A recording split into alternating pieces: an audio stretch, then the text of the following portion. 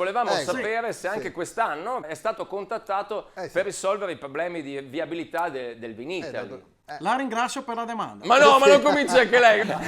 Sì, ci hanno ricontattato per desbugare il flusso dei Vinitaly. Quindi ci siamo messi subito al lavoro con un team di Viability Engineering, Mobility Analysator, Gira de qua Directioner, Parti Bonora Consulator, Parolasse Assorbetors e Tiraso Rosari Interceptors. Ok. E siccome pensiamo sempre un passo avanti, one step beyond, come diceva Emilia Enoteca, ovvero Amy Winehouse. Ma no! Lei il gotto ce l'aveva nel cognome. Insomma, quindi abbiamo individuato due macro categorie. I professionisti che lo fanno per motivi di lavoro. E dopo ci sono i professionisti del gombio alto.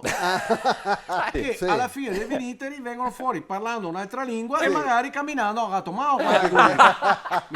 Quindi abbiamo pensato a fornire una possibilità a quelle cantinasse di far tastare il suo vinà sasso Vabbè, insomma, dove ai professionisti dell'alto gombio. In cosa consiste? Vi starete rimandando a casa magari reduci dal Vinitaly, sentati sul divano col seggiotto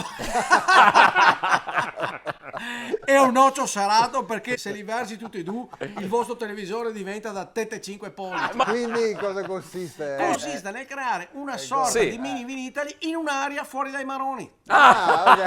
Ecco, vabbè. E a metà del costo del biglietto del Vinitaly, in modo da invogliare i professionionisti dell'alto gombio, che tanto loro dopo 2 trigotti butterebbero su anche la semi, spiego. E inoltre all'uscita di quest'area verrà allestita l'apposita corsia Gattomao con requisizione delle chiavi della macchina. Bravo! E apposita navetta per accompagnarvi a casa a ciappar parole della donna. Noi della JB Consulting siamo come il formaio verde. Spusiamo? No, siamo sempre in fermento. Ma dai! E inoltre su ordinazione in questo periodo abbiamo anche diesel e super sottobanco che neanche in Slovenia la paghi così addirittura. Come diceva Capitan Uncino, meglio non stare con le mani in mano.